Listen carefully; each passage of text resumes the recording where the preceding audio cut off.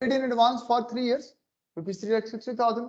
कल हम लोग ने इस चीज को डिस्कस किया था, इसको शेयर किया था कि यार हम इसको किस तरीके से रिकॉर्डिंग में लेके जाएंगे। उसमें अकाउंटिंग इक्वेशन को भी हमने देखा था और फिर हम इसको आगे रिकॉर्डिंग की तरफ लेके जाते हैं। ठीक है, सो फॉर रिकॉर्डिंग अगर आप देखेंगे तो 1 जनवरी 2020 पे मैं यहाँ पे अपने पास अपना प्रीपेड रेंट डेबिट कर लूंगा बेटा, इसको अपना एसेट बना लूंगा 3,60,000 से बेटा, और कैश को या बैंक को 3,60,000 से क्रेडिट। अब जब आपका ये एसेट आपके पास आ जाएगा तो एक साल जब पास ऑन हो जाएगा 31 दिसंबर 2020, इसका मतलब कि आपके पास यहां पे आपने कैश में से 3,60,000 को माइनस किया, लेकिन साथ ही आपने एक अपना एसेट बना लिया जिसका नाम क्या था बेटा, प्रीपेड रेंट।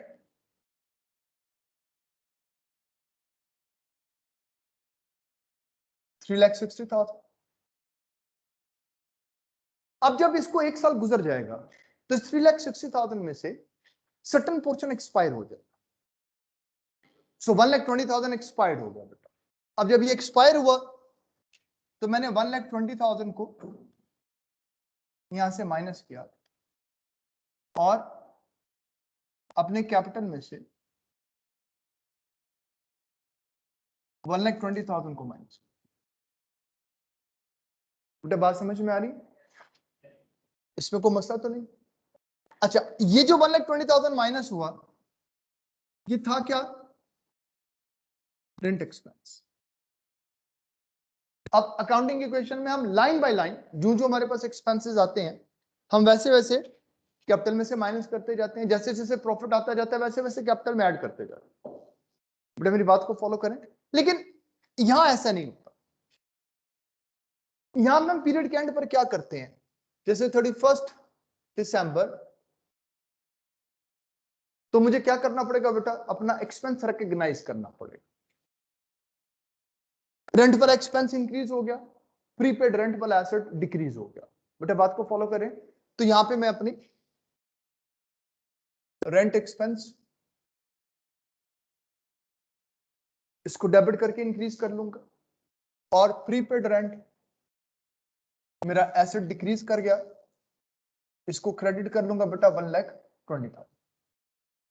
बेटा यहां तक कोई बात समझ में ना आई हो प्लीज, यहां तक बेटा क्लियर है? कोई ऐसा पॉइंट जो आपकी अंडरस्टैंडिंग में ना आ रहा हो? सर ये प्रीपेड रेंट डिक्रीज कैसे हुआ ये बता देंगे सर। आपका जो रेंट था, जो प्रीपेड रेंट जो आपका एसेट था 3,60,000 का था। अब एक साल जब गुजर गया तो उसका एक पोर्शन एक्सपायर हो गया। 3 साल के थे ना बेटा, एक साल की सर्विसेज ले ली तो इसका मतलब 1,20,000 उसमें से रिड्यूस हो गया। बेटा मेरी बात को फॉलो करें, और जितनी अमाउंट उसमें से रिड्यूस हुई वही उठा के हमने किस में कन्वर्ट कर दी, एक्सपेंस। बेटा बात समझ में आ गई, क्लियर है? Yes sir, yes sir. आगे चलूं?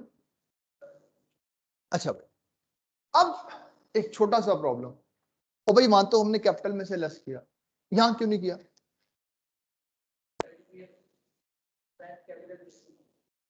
नहीं नहीं, यहां पे तो हमने कैपिटल में से लेस कर लिया, यहां पर हमने इसको कैपिटल में से क्यों नहीं लेस किया?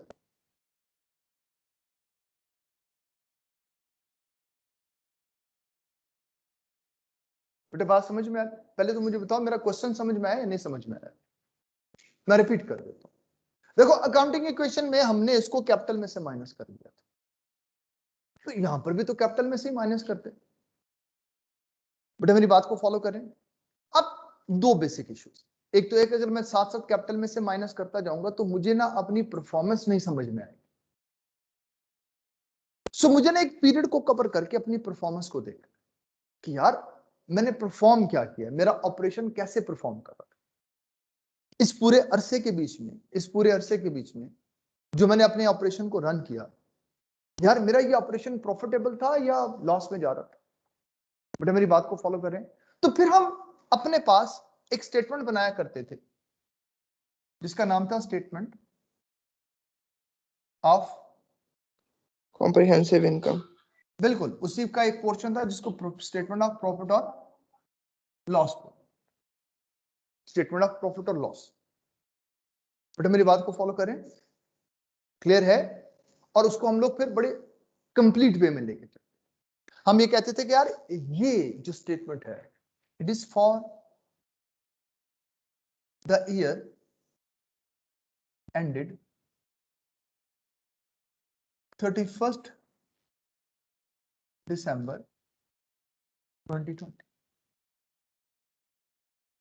इस पूरे पीरियड को कवर कर, for the year ended, for the year ended. इसका मतलब ये स्टार्ट कहां से हो रहा है?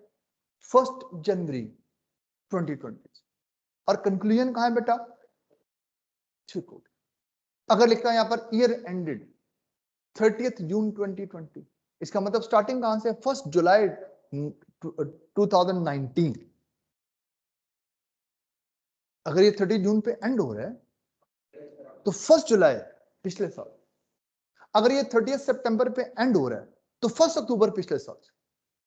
बेटा मेरी बात को फॉलो करें, एक साल, पूरा एक साल इसमें कवर हो गया। अब इस पूरे एक साल की समरी तैयार करके देते, समराइज वे में बताओ कि यार इस पूरे एक साल के बीच में मेरी सेल्स क्या थी, टोटल सेल्स क्या हो, sales, income, gross inflow of resources, आपका रेवेन्यू, इस पूरे एक साल में कितनी सेल किया यार वो बताओ। इस पूरे एक साल में जितनी तुमने ये सेल किया इसकी कॉस्ट क्या, ये चीजें खरीदी कितने में। बेटा मेरी बात को फॉलो करें।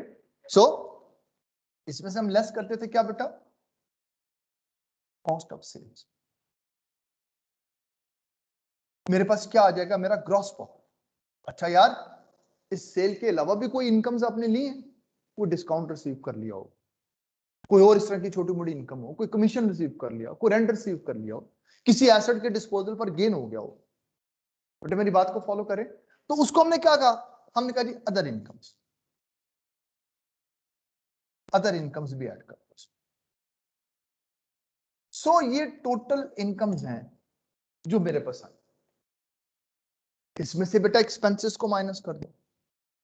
जब मैं एक्सपेंसेस को माइनस करूंगा, अब चाहे वो सेलिंग है, एडमिन है, मार्केटिंग के हैं, डिस्ट्रीब्यूशन के हैं, इंटरेस्ट चार्जेस है, व्हाटएवर, उन एक्सपेंसेस को माइनस करो। तो माइनस करने के बाद मेरे पास क्या आ जाएगा? एनपी। तो एक स्टेटमेंट की शक्ल में मैं उन लोगों को ये प्रेजेंट कर देता हूं जिन्होंने आप ये कहें कि इन इंफॉर्मेशन को यूज करना है। बेटा मेरी बात को अंडरस्टैंड करें, आपको ये बात क्लियर है बेटा? सबको समझ आ गया? Any problem? सर जी बेटा। सर जैसे प्रॉफिट एंड लॉस एक्सट्रैक्ट होते हैं, जो हम लोग प्रॉफिट एंड लॉस निकालते हैं तो उसको एक्सट्रैक्ट में लिखते हैं पी एंड एल एक्सट्रैक्ट। इसी तरह ये पी एंड होते हैं। हिना बेटा मुझे तुम्हारी आवाज नहीं आ रही बेटा, दोबारा बोलो। सर जैसे प्रॉफिट एंड लॉस एक्सट्रैक्ट होते हैं उनको हम लिखते हैं कि पी एंड एल एक्सट्रैक्ट। इसी तरह पी एंड एस एक्सट्रैक्ट भी होते हैं, वो किस लिए यूज होते हैं? हाँ ना, ये वही है ना, ये आपके पास जो ये प्रॉफिट एंड लॉस है ये यही होता है आपके पास, ठीक है। इसके एक्सट्रैक्ट्स के बारे में जब वो पूछता है तो वो ये बात आपसे पूछेगा, यार ये मुझे बताओ तो सही इसमें से कितनी फिगर कहाँ रिपोर्ट की जाएगी, उसके ऊपर बात करते हैं। पहले तो मुझे बताओ ये समझ में आया? सर सेकंड वाली एंट्री एक दफा फिर से बता दें। मैं बता दूं, ठीक है बेटा। सेकंड वाली एंट्री में ये हुआ कि 1,20,000 का रेंट एक्सपायर हो गया। आपका एसेट था 3,60,000 का, उसमें से 1,20,000 एक्सपायर हो गया। तो जितना आपका एसेट एक्सपायर हो रहा है उसको हमने वहां से निकाला और निकाल के हमने उसको आप ये कहेंगे अपने एक्सपेंस में डाला। एसेट को डिक्रीज कर दिया, एक्सपेंस को इंक्रीज कर दिया। बेटा ठीक है? सही, ठीक है सर। सब लोगों को समझ आ गया बेटा? श्योर? सही समझ आ रहा है बेटा? अच्छा भाई आगे चलो। अब यहां देखो, इसका मतलब ये जो नेट प्रॉफिट है इसको हमने बेटा कहां लिखना है? अपने कैपिटल में जाओ। नहीं, कैपिटल में जिस चीज को हमने ऐड करना है और अगर लॉस हो जाएगा तो लेस करना है, वो ये वाली चीज। बेटा मेरी बात को फॉलो करें, लेकिन आपको एक अजीब सी बात बताऊं, हम इसको कैपिटल में नहीं, ये तो हमने प्रेजेंट किया है उन लोगों को जिनको अकाउंटिंग नहीं आती।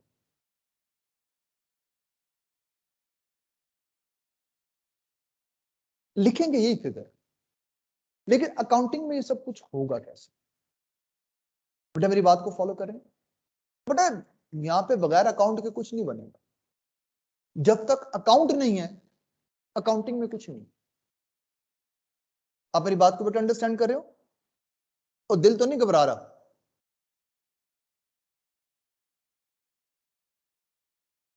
कितने लोग आ गए? लोग कम क्यों है यार?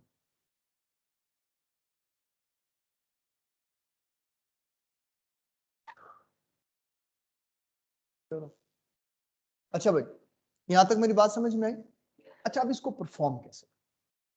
ये तो वो इंफॉर्मेशन है जो मैंने रिपोर्ट्स में लिखी। अब एक्चुअली बैकएंड पे काम कैसे हो रहा है? बैकएंड के ऊपर ये काम नहीं होता। हमारी अकाउंटिंग के बीच में हम एक अकाउंट बना लेते हैं। एक्चुअली हमारे पास एक अकाउंट बनता है जिसका नाम होता है P&L account, profit and loss account. ये जो आप कहते हैं ना एक्सेट्स ऑफ प्रॉफिट एंड लॉस, ये बेटा बात समझ में आ रही? क्लियर है? अब ये अकाउंट बनेगा, इसके बीच में जितने भी एक्सपेंसेस उनको यहां रिपोर्ट किया जाएगा, जितनी भी इनकम्स हैं उनको यहां रिपोर्ट करो। इनकम्स के बीच में से एक्सपेंसेस को माइनस करूंगा, यानी अगर इनकम वाली साइड ज्यादा है और एक्सपेंस वाली साइड कम है तो फिर प्रॉफिट हो जाए, और अगर एक्सपेंस वाली साइड ज्यादा है और इनकम वाली साइड कम है तो फिर बेटा लॉस हो जाए। इस प्रॉफिट या लॉस को उठा के मैं कैपिटल में ट्रांसफर कर दूं। सो बैकएंड के ऊपर काम यूं हो रहा होता। अगर ये साइड बड़ी है, ये छोटी है, तो बेटा आप ये कह लें,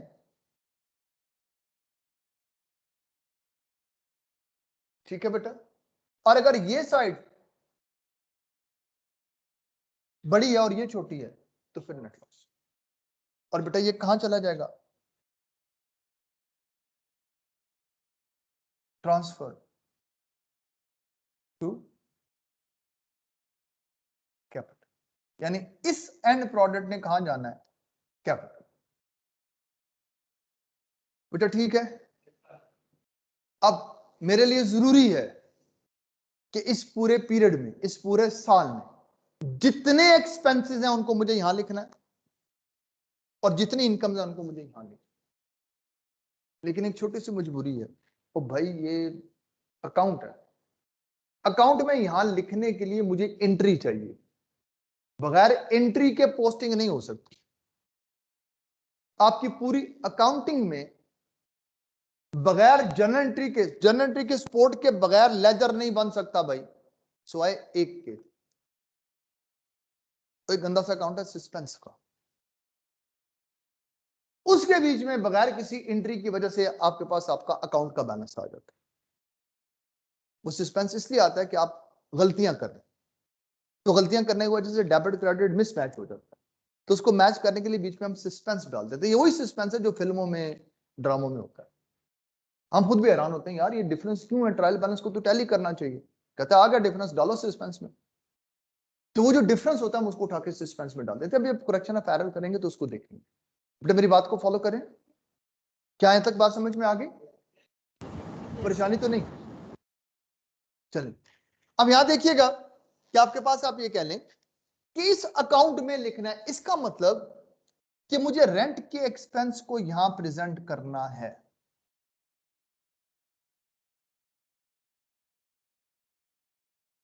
रेंट का एक्सपेंस मुझे यहां लाना है। इसका मतलब रेंट का एक्सपेंस तभी यहां पे आ सकता है जब प्रॉफिट एंड लॉस का अकाउंट डेबिट हो जाए और रेंट का एक्सपेंस क्रेडिट हो जाए। समझ लग रही है बात? ठीक है, यहां इसका मतलब इसी डेट पर एक एंट्री परफॉर्म की जाएगी, profit and loss account rent expense. ठीक है बेटा, बात समझ में आई या नहीं आई? सर ये रिपीट कर दें। मैं रिपीट कर रहा हूं बेटा, ये 1,20,000 मैंने उठा के कहां लिख दिया, profit and loss. This is, पहली बात लिख लो, क्लोजिंग इट। बेटा इसका नाम क्या है, क्लोजिंग। हमने इसको बेटा किस पे क्लोज कर दिया, प्रॉफिट एंड लॉस।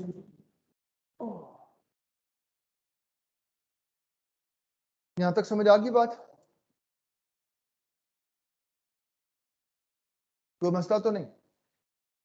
अब समझो, दोबारा समझो। आपके पास आप अपना प्रॉफिट या लॉस चाहते हैं, उसके लिए मैचिंग प्रिंसिपल था, ये मैचिंग प्रिंसिपल कि सेम पीरियड की इनकम्स को सेम पीरियड के एक्सपेंसेस के साथ मैच करो। सो इस प्रॉफिट एंड लॉस अकाउंट में अगर क्रेडिट साइड पर इस पीरियड की सारी इनकम्स हैं तो सही प्रॉफिट उस वक्त तक नहीं आ सकता जब तक इन्हीं के इसी पीरियड के एक्सपेंसेस डेबिट पे ना आए। तो जरा गौर से देखो, 1 जनवरी से लेकर 31 दिसंबर 2020 तक, ऑल्दो आपने रेंट की पेमेंट 3,60,000 की कैश पे की, लेकिन सारे का सारा खत्म नहीं हुआ। एक्सपायर कितना हुआ, 1,20,000। तो मैं यहाँ पे 3,60,000 नहीं लेके आऊंगा, कितना लेके आऊंगा बेटा, 120। तो अब मैंने क्या किया कि वो जो एक्सपेंस मेरे पास आया रेंट का, मैंने उसको उठा के कहां पे ट्रांसफर कर दिया बेटा, प्रॉफिट एंड लॉस। बेटा मेरी बात को फॉलो करें और जरा गौर से देखें। पहले रेंट एक्सपेंस डेबिट हुआ 1,20,000 से, फिर रेंट एक्सपेंस क्रेडिट हो गया 1,20,000 से, तो ये तो आपस में कैंसिल आउट हो गए। बेटा मेरी बात को अंडरस्टैंड कर रहे हो, ये तो आपस में कैंसिल आउट हो गए। समझ लग रही है बात? तो फिर हम डायरेक्टली ये क्यों ना कर लें कि यार प्रॉफिट एंड लॉस को डेबिट कर दें और प्रीपेड रेंट को क्रेडिट कर दें, ऐसा भी हो सकता है। बेटा मेरी बात को फॉलो करें, लेकिन हमने नहीं किया, हमने पूरी एक्सप्लेनेशन के साथ काम किया। हमने कहा यार इस प्रीपेड रेंट की एक्सपायरी किसमें चलेगी, रेंट एक्सपेंस। अब क्योंकि ये इस पीरियड का एक्सपेंस है तो मुझे इस पीरियड के प्रॉफिट एंड लॉस में ये 1,20,000 रुपए लिखने हैं ताकि मेरा प्रॉफिट लॉस प्रॉपरली डिटरमिन हो सके। बेटा आपको समझ आई है जिसने मुझसे पूछा था बेटा? जी सर आ गई है। ठीक है, कोई मसला तो नहीं बेटा? No sir. सर ये हाँ। प्रॉफिट एंड लॉस अकाउंट की जो नेचर है ये हमको डिटरमिन करते हैं। नहीं बेटा नहीं, प्रॉफिट एंड लॉस अकाउंट जो है ये एक नॉमिनल अकाउंट। बेटा नॉमिनल अकाउंट्स वो होते हैं जो इनकम एक्सपेंसेस के साथ रिलेट करते हैं। सो एक्चुअली आप जिस वक्त अपनी टोटल इनकम्स को टोटल एक्सपेंसेस के साथ कंपेयर करेंगे तो उस कंपैरिजन में आप प्रॉफिट एंड लॉस अकाउंट बनाते हैं। इसका नाम सुनो ना, प्रॉफिट एंड लॉस अकाउंट, इसमें प्रॉफिट या लॉस आ जाएगा। ठीक है बेटा, मेरी बात को बेटा अंडरस्टैंड करें। जी सर। अब होता क्या, वो जो आपने ट्रायल बैलेंस बनाना ना बेटा, उस ट्रायल बैलेंस में से हर वो अकाउंट जो इनकम वाला है वो प्रॉफिट एंड लॉस के क्रेडिट पे आ जाएगा, जैसे सेल है, जैसे डिस्काउंट रिसीव्ड है। ठीक है, अब कैसे लेकर आएंगे प्रॉफिट एंड लॉस में, क्लोजिंग एंट्री। मुझे क्या करना पड़ेगा, सेल्स को डेबिट करना पड़ेगा, प्रॉफिट एंड लॉस को क्रेडिट करना पड़ेगा। जब मैं प्रॉफिट एंड लॉस को क्रेडिट करूंगा तो सेल प्रॉफिट एंड लॉस की क्रेडिट साइड पर आएगा। मुझे एक्सपेंसेस को प्रॉफिट एंड लॉस की डेबिट पे प्रेजेंट करना है, तो प्रेजेंट करने के लिए जरूरी है कि मैं क्या करूंगा बेटा, प्रॉफिट एंड लॉस को डेबिट कर दूंगा और एक्सपेंस को क्रेडिट कर दूंगा। बेटा मेरी बात समझ में आ रही है? सो बेसिकली मैंने क्या किया, मैंने अपनी सारी की सारी इनकम्स अपने ट्रायल बैलेंस में से खत्म कर दी। आप गौर से देखें, मैं अपनी इनकम्स को कैंसिल आउट करता जा रहा हूं। वो क्रेडिट थी, डेबिट करके खत्म करता जा, लेकिन डेबिट करके खत्म तो किया, लेकिन उसको शिफ्ट कहां कर दिया, प्रॉफिट एंड लॉस। सारी की सारी इनकम्स कहां चलेंगी, प्रॉफिट एंड लॉस। सारे के सारे एक्सपेंसेस मैंने खत्म कर दिए। डेबिट पे एक्सपेंस है, जैसे रेंट भी डेबिट में था, तो जैसे मैं इसको क्रेडिट करूंगा बैलेंस खत्म हो जाएगा, और ये बैलेंस किसमें चला जाएगा बेटा, प्रॉफिट एंड लॉस। अब प्रॉफिट एंड लॉस की क्रेडिट पर सारी इनकम्स आ जाएंगी, डेबिट पे सारे एक्सपेंसेस आ जाएंगे। अब जब हम इसका बैलेंस लेंगे, ये एक्चुअली ये बैलेंस है, उस बैलेंस को नाम दे देंगे, क्योंकि क्रेडिट साइड पे सारी इनकम्स हैं, तो अगर क्रेडिट साइड बड़ी है, डेबिट साइड छोटी है, जो डिफरेंस होगा, जो बैलेंस होगा, हम कहेंगे ये नेट प्रॉफिट। इस पीरियड के बीच में मुझे इतना प्रॉफिट हुआ है। बेटा मेरी बात को फॉलो करें। और फिर उसके बाद यहां पर भी बात खत्म नहीं होगी, ये कैपिटल में कैसे जाएगा, एक एंट्री परफॉर्म करनी पड़ेगी जिसमें अपने प्रॉफिट एंड लॉस को डेबिट कर देंगे और कैपिटल को क्रेडिट कर। ठीक है, वो इंशाल्लाह जब आप फाइनेंशियल स्टेटमेंट बनाएंगे फिर सिखाऊं। बेटा मेरी बात को फॉलो करें। ऐसे क्यों मुझे देख रहे हो, नहीं समझ आ रही? ऑनलाइन जो लोग बैठे हुए हैं बेटा, क्लियर है सर। अच्छा चलो कोई बात नहीं, अगर समझ में आ गई तो बहुत आला है, नहीं समझ में आई ना तो ये चैप्टर्स वो हैं जिसमें गुजारा होता है। क्यों? तो इसके अंदर पक्की चीजें नहीं, इसमें कोई चीज चेंज होने वाली है ही नहीं। बेटा मेरी बात को फॉलो कर, वो कैसे भी दिखाता हूं। ठीक है, अगर आप देखेंगे तो 3 स्टेप है। पहला स्टेप क्या है बेटा, इनिशियल रिकॉर्डिंग, इनिशियली मैंने रिकॉर्ड किया। दूसरा स्टेप क्या है बेटा, अच्छा रिकॉर्ड तो इनिशियली कर लिया, बाद में क्या करूं, सब्सिक्वेंट इसकी क्या ट्रीटमेंट हो। तीसरा क्या बेटा, अब सब कुछ हो गया तो मुझे प्रॉफिट एंड लॉस में लिखना है, तो कैसे लिखें। बेटा मेरी बात को फॉलो करें, क्लियर है ये बात? ठीक है, अब देखो बेटा बोर्ड पे देखो, ये बेटा फिर बेटा ये तीनों एंट्रीज करनी पड़ेंगी लाजिम। ठीक है, समझ लग रही बात? अब बेटा यहां देखो बोर्ड पे, मैं इसको रब कर सकता हूं।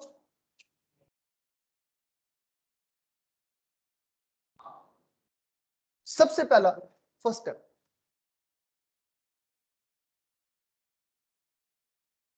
फर्स्ट स्टेप बेसिकली है क्या,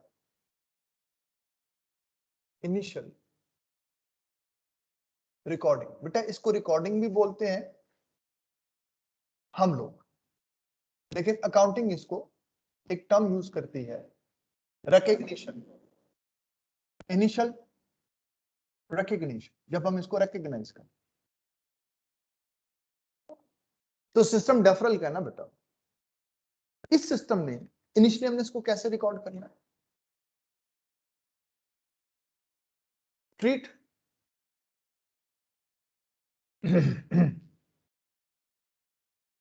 या यूं लिखें, prepaid expense should be treated as an asset and journal entry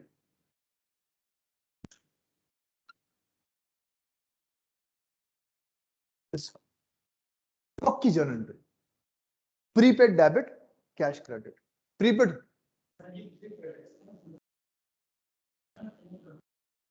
prepaid expense. ठीक है, आपने क्या करना है, प्रीपेड एक्सपेंस, जब कभी भी प्रीपेड एक्सपेंस आएगा आपने prepaid expense should be treated as an asset, इसको हमेशा आपने क्या लेना है, एसेट। लेकिन सिस्टम कौन सा होगा बेटा, डेफरल, डेफरल जिसमें हम प्रीपेमेंट को अपना एसेट कंसीडर करें। बेटा बात समझ में आ गई?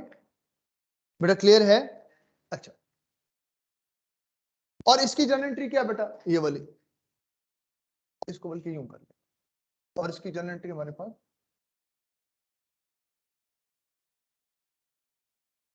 क्लियर है बेटा? कोई मसला बेटा इसमें? अब सेकंड स्टेप क्या होगा बेटा, इसकी subsequent.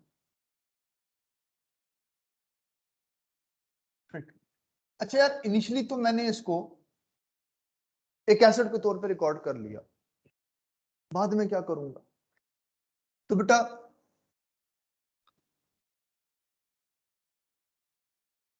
Upon expiry we are going to deduce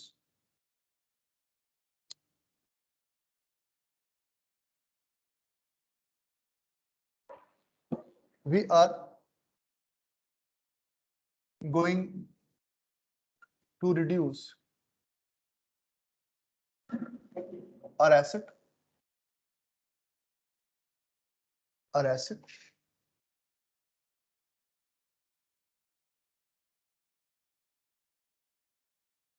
prepaid expense and expired amount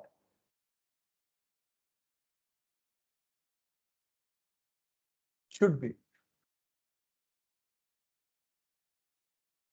converted into an expense. ठीक है बेटा, जो अमाउंट भी एक्सपायर होगी उसको किस पे कन्वर्ट कर देंगे बेटा, एक्सपेंस। क्लियर है?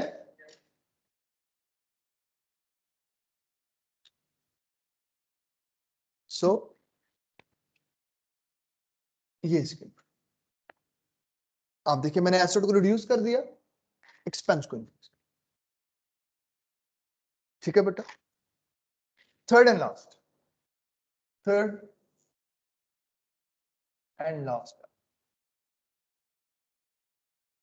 अब क्या करूंगा?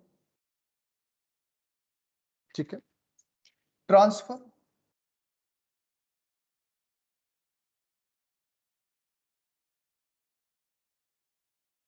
Closing of expense into profit and loss account for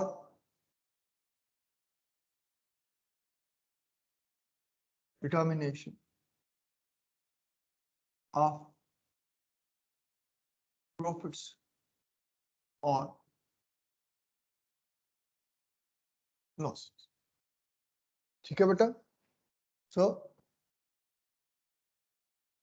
ये इसकी एंट्री, ये पक्की एंट्री है हर एक मैच। यही तो एडवांटेज है, इसमें चेंज नहीं होगा, ये ऐसे ही रहेगा। बेटा मेरी बात समझ में आ रही है? ठीक है, अच्छा भाई मेरे बाद तुम्हारी क्लास कोई होती है? नहीं, आपके बैच की मेरे बाद कोई और क्लास होती है? भाई ऑनलाइन जो लोग बैठे हुए हैं, किसी की क्लास होती है बेटा? No sir. No sir. No sir. सिर्फ वो जवाब दें जिनकी किसी की क्लास है। एनीवन, कोई ऐसा हो जिसकी क्लास हो? अच्छा मेरी बात सुनो, असल में मेरी ख्वाहिश ये आ रही है कि मैं आपकी क्लास को, ये रिवीजन खत्म हो तो मैं आपकी क्लास को ना 3 घंटे पे लेता हूं, रेगुलर क्लास। ठीक है, जो यहाँ पे लोग बैठे हैं मुझे बड़ी सख्त नजरों से देख रहे हैं। ठीक है, ये क्या कह रहा है? ये हम भी कुछ ऐसे हैं। यहाँ पर भी सेम इस फीलिंग है। ठीक है, अच्छा अब वो पहले मेरा पर्पस समझ लो। मेरी ख्वाहिश है कि अल्लाह करे ये हो जाए। पर्पस मेरा ये है कि हम लोग ना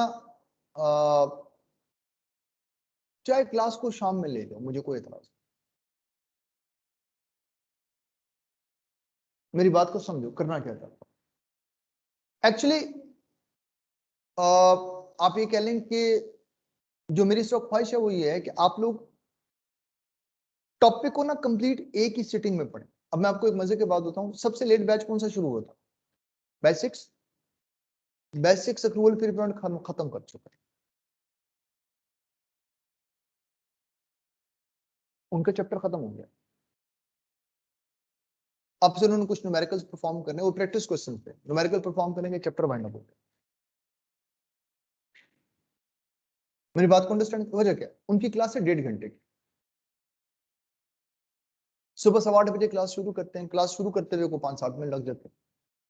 लोग जब तक आपके पास आप ये कहेंगे पुल अप होते, जब वो कंबाइन हो जाते हैं तो उसके बाद फिर क्लास हम शुरू कर देते हैं। तो नॉर्मली हम लोग अपनी क्लास को 8:30 पे स्टार्ट करें, 8:25 पे स्टार्ट कर देंगे, तो वो कंक्लूड कर जाते हैं 10 o'clock।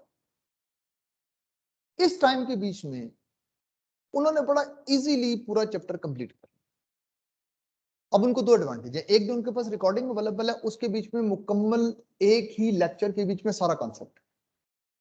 अब यहाँ पे हमें जो कॉन्सेप्ट लेना पड़ेगा बिट एंड पीसेस में लेना पड़ेगा, इसको समझा, अच्छा ये आ गया, अच्छा यार फिर वो अगर आपके पास ये वाला डेफरल है तो अक्रूवल के बीच में क्या करेंगे उसको देखें।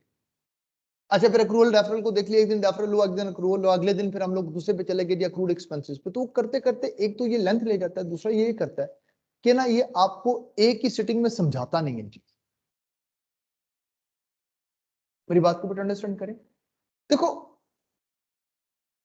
जो आप ये कह लें कि इस एक्टिविटी से हमें जो दो फायदे हैं वो ये हैं, एक तो ये है कि आपके पास आपकी जो कंसेप्चुअल लेक्चर है वो एक ही में कंक्लूड हो जाएगा, इतना जूम नहीं करूंगा।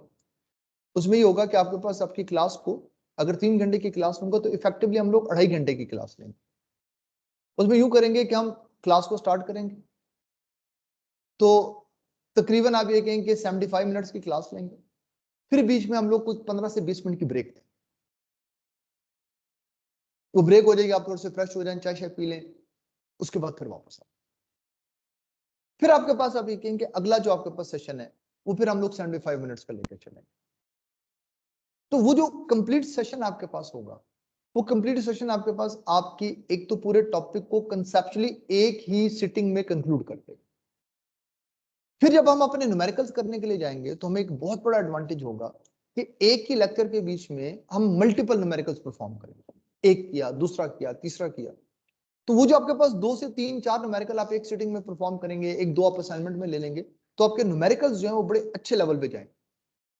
दूसरे सिटिंग में भी आपने 3-4 न्यूमेरिकल्स कर लिए तो आपकी प्रैक्टिस और वो चीजें जो है इनिशियली आपके पास बहुत हाई लेवल पे चली जाएंगी, क्योंकि ये आपके पास आपके चैप्टर्स वो हैं जिनमें आपको बड़ी कंसंट्रेटेड लर्निंग चाहिए। Accrual prepayment, inventory, property plant equipment, provision, correction of errors, बेटा ये ना आपके पास अभी कहें कि एक सिटिंग वाले चैप्टर्स और इनकी प्रैक्टिस के साथ हम लोग लेके चले इसको। बेटा मेरी बात को फॉलो करें, ठीक है।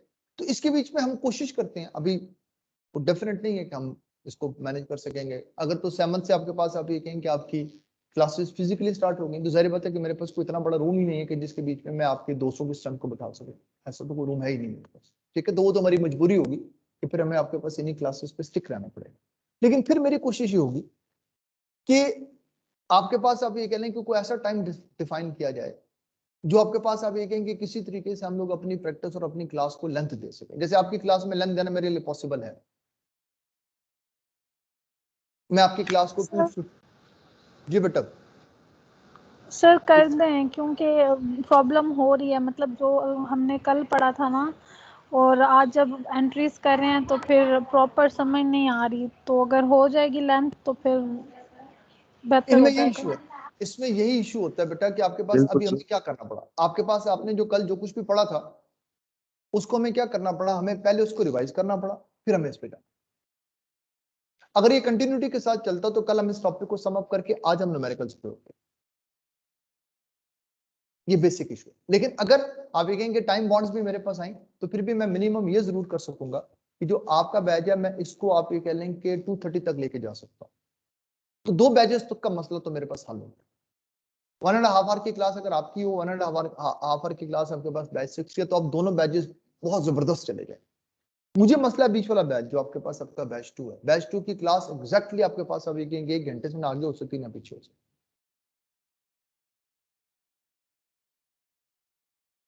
और उसके बीच में 88 स्टूडेंट एनरोल, उसमें नंबर ऑफ स्टूडेंट भी 88 है, आपके पास आपके कम है, आपके 45 तक, उनके 88 90 स्टूडेंट।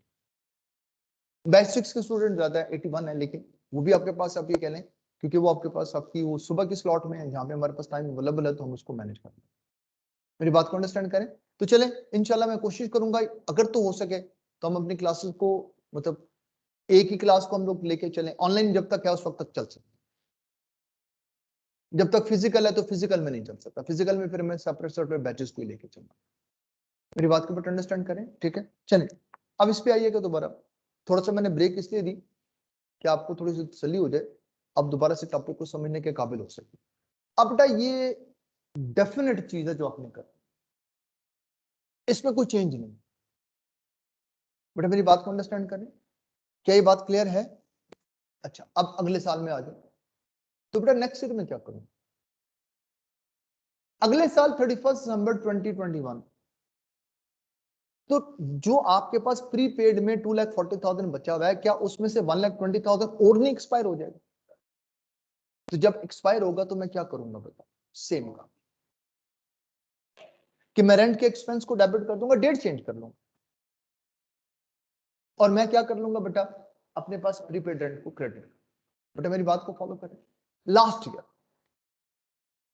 2022 उसमें क्या होगा बेटा, फिर 1,20,000 का जो प्रीपेड बचा है वो भी एक्सपायर हो गया, तो जब एक्सपायर होगा तो उसको निकालो प्रीपेड में से और किसमें डाल दो बेटा, रेंट एक्सपेंस। बेटा बात को फॉलो करें, और जो एक्सपेंस है उसको प्रॉफिट एंड लॉस में तो लिखना है, अगर नहीं लिखूंगा तो प्रॉफिट एंड लॉस सही आएगा ही नहीं। बेटा क्लियर है, ये बात समझ में आई या नहीं आई? Are you sure? ठीक है, आगे वाली 2 एंट्रीज लिख दो या कर लेंगे? ठीक है, ये देखो, इसका मतलब कि ये 2 एंट्रीज सेम, पहली वाली नहीं, पहली वाली सिर्फ उसी डेट पे। बेटा ये 2021 पर भी और 2022 पर भी सेम अमाउंट, सेम अकाउंट है। बेटा मेरी बात को फॉलो करें, ठीक है, तो ये आपके पास 3 एंट्रीज आपके पास परफॉर्म होंगी, एक 31 दिसंबर 2020, एक 31 दिसंबर 2021, एक 31 दिसंबर 2022। कोई मसला तो नहीं बेटा? यहां तक क्लियर है? ठीक हो गया। अब इसका जो दूसरा फेज है वो आपके पास, आप ये कह लें कि आपकी अक्रूवल होना। बेटा इसको अपने पिक्चर ले लिए,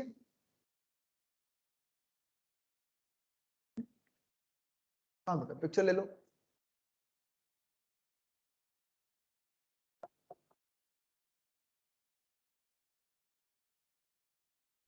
जी सर बिल्कुल। हो गया। अब दूसरे में कुछ लोगों का ख्याल ये है कि नहीं यार, इसको ना हमें रिकॉर्ड एक्सपेंस के तौर पे करना चाहिए। ये क्या तुमने इसको एसेट बना लिया, जब रेंट है तो फिर एक्सपेंस है। बेटा मेरी बात को फॉलो करें यार, अपने नाम तो मुझे बताओ, क्या क्या नाम है तुम्हारा? इमरान, हसन, रजीउल्लाह, हमजा, इस्माइल, सुबान, वसीम, शलाइबतू है इसका। अच्छा बेटा, अब यहां पर बेटा थोड़ा सा इसको देखो, अब ना कुछ लोगों का इस तरफ उनका नहीं, वो कहते नहीं यार, ये आपके पास आपकी जो आपके, आप ये कहेंगे कि प्री पेमेंट भी हो, अगर हमने एडवांस में भी दे दिए तो है तो एक्सपेंसिव। बेटा मेरी बात को फॉलो करें, और नॉर्मली ये प्री पेमेंट 3 साल 4 साल 10 साल के लिए नहीं होता। अगर मैंने 10 साल का रेंट देकर बिल्डिंग को लेना हो तो मैं बिल्डिंग को खरीद क्यों ना लूं? आप मेरी बात को बेटा अंडरस्टैंड करें, देखो ना, मैं थोड़ी सी एफर्ट करके इसको खरीद ही क्यों ना लूं? मैं रेंट क्यों देता हूं उसको? क्योंकि मैं इसको खरीद नहीं सकता, तो थोड़े थोड़े पैसे मुझसे लेते जाओ, मुझे इसको अलाउ करो कि मैं इसको इस्तेमाल करूं। देखे ना, मैं रेंट कार वाले के पास गाड़ी लेने के लिए जाता हूं, वो कहते हैं जी कितने अरसे के लिए आपको गाड़ी चाहिए? तो मैं से कहता हूं यार 2 साल के लिए गाड़ी चाहिए। तो कहते हैं 2 साल का रेंट मुझे एडवांस दे दो। तो मैं कहूंगा मेरा दिमाग खराब है, अगर मेरे पास इतने पैसे होते तो मैं गाड़ी गाड़ी ना खरीद लेता। तो मुझसे तो तुम डेली का रेंट लेते जाओ ना। वो कहते नहीं सर डेली नहीं। अच्छा मैं कहूंगा अच्छा ऐसा कर लूं, वीकली लेते, एक वीक के बीच में मैंने जितना रेंट आपको देना है वो मैं आपको भी दे देता। तो प्री पेमेंट आपके पास एक वीक की हो, 1 साल की हो, 10 साल की हो, प्री पेमेंट तो प्री पेमेंट है। प्री पेमेंट का मतलब क्या है कि पैसे पहले दे दो, बेनिफिट बाद में लेना। तो बेटा मेरी बात को फॉलो करना, क्लियर है? केएफसी में भी तो प्री पेमेंट ही करनी पड़ती है ना। देखो ना, मुझे क्या करना पड़ता है, पहले जाकर उसको पैसे देने पड़ते हैं, मुझे टोकन देता है, कहते हैं बैठ जाएंगे आ रहा। तो इसका मतलब कि मैंने उसको एडवांस में पैसे दे दिए, तो क्या बनाऊं, उसको एसेट बना लूं। क्या ख्याल है, एसेट बनाऊं उसको? 5-7 मिनट के बाद उसने मुझे आप ये कहेंगे वो स्टॉप दे देना है, अगले 10 मिनट के बीच में मैंने खा लेना है, तो अगर मैं इसको एसेट भी बना लेता हूं तो 20 मिनट के बाद मुझे उसको एक्सपेंस में कन्वर्ट करना होगा क्योंकि एक्सपायर हो जाए। तो कहता है यार जब तुमने इसको पहले एसेट बना के फिर इसको एक्सपेंस ही कन्वर्ट करना है तो अभी क्यों नहीं एक्सपेंस बना ले। बेटा मेरी बात को फॉलो करें, ठीक है। जैसे आप अपने सेल फोन में कार्ड लोड करते हैं, आपने 600 रुपए का कार्ड लोड कर दिया, 1 महीना बेनिफिट देता है, 25 दिन बेनिफिट देता है। आप मेरी बात को बेटा फॉलो करें। अब 25 डेज, इसका मतलब आज एसेट बना लो, जब 25 दिन के बाद ये एक्सपायर हो जाए तो क्या करूं, एक्सपेंस में कन्वर्ट करो। अच्छा फिर यूं भी तो हो सकता है कि जितनी कॉल्स की उनको एक्सपेंस में कन्वर्ट कर दूं, लेकिन आपने देखो कि मैं यूं नहीं करता, जब पूरा कार्ड एक्सपायर हो जाता है फिर ही करता हूं। लेकिन सच्ची बात पूछें तो जब मैं उसमें कार्ड लोड करता हूं मैं कहता हूं उस वक्त मेरा एक्सपेंस हो गया। आप मेरी बात को बेटा फॉलो करें, हम नहीं मानते इसको ऐसे। तो कुछ लोगों का ख्याल ये है कि प्री पेमेंट्स को इनिशियली जब आप रिकॉर्ड करें तो बजाय इसके कि आप एक उसको एसेट के तौर पे रिकॉर्ड करें, आप उसको इनिशियली एक्सपेंस बना लें। बेटा मेरी बात को फॉलो करें, समझ लग रही बात? चलो अच्छा भाई, तो अगर एक्सपेंस है 3,60,000 का तो एंट्री क्या होगी? हाँ बेटा अक्रूवल, हाँ बेटा। तो मैं 1 जनवरी 2020 पे रेंट के एक्सपेंस को डेबिट कर दूंगा, कैश को क्रेडिट कर दूंगा। अमाउंट बेटा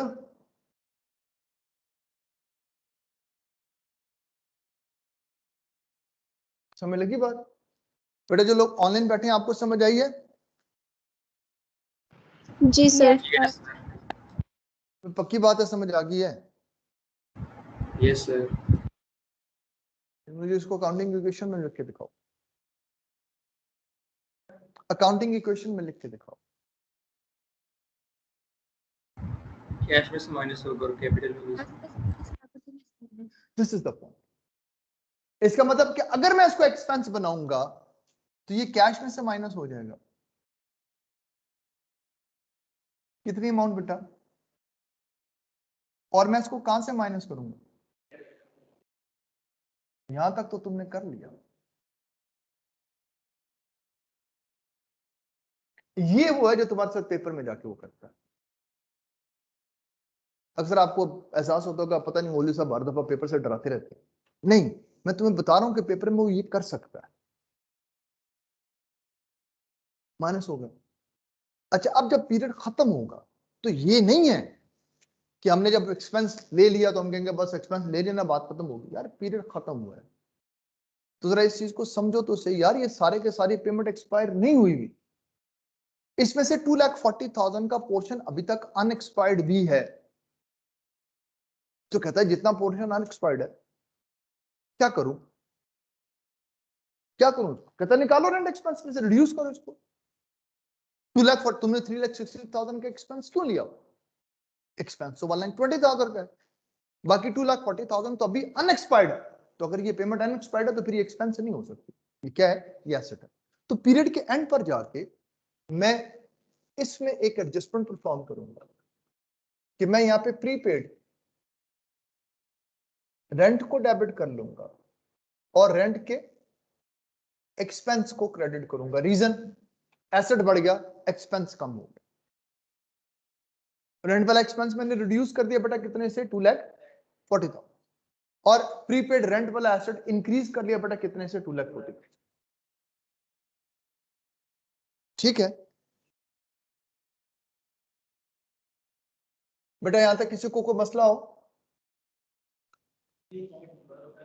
बेटा सिंपल है ना, 3,60,000 आपने पेमेंट की थी, आपने इनिशियली उसको एक्सपेंस बना दिया, लेकिन सारा खत्म नहीं हुआ ना, उसमें से 2,40,000 अभी तक अनएक्सपायर्ड है। तो अपने साल के आखिर में जाके जब आप फाइनेंशियल स्टेटमेंट बनाएंगे तो मैं अपनी फाइनेंशियल स्टेटमेंट में 3,60,000 को नहीं एक्सपेंस ले सकता, एक्सपेंस 120। तो मैं क्या करूंगा, इसमें से 240 को निकाल सर दूंगा। ये जो 3,60,000 है ये 3 साल का है? 3 साल, रेंट 3 साल का। ठीक है बेटा, ठीक है बेटा, ठीक हो? Yes sir. अच्छा अब जरा एक मुझे मजे की बात बताओ, इसको अकाउंटिंग इक्वेशन में कैसे लिखो? इसको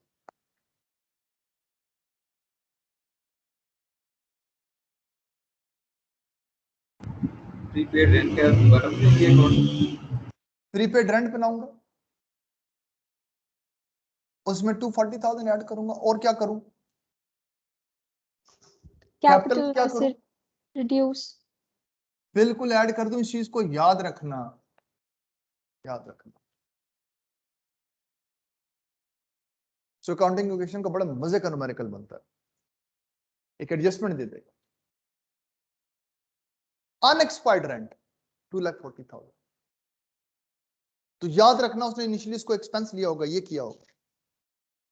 अब वो अनएक्सपायर्ड बता रहा है आपको, तो प्रीपेड का अकाउंट हेड बना लो और उसके साथ क्या करो, कैपिटल में ऐड कर दो।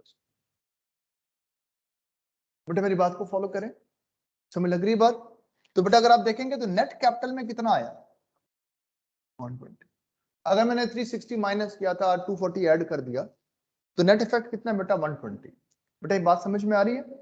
आज इसको इतना ही रखो, कल इंशाल्लाह यहां से आगे स्टार्ट करें। ठीक है बेटा?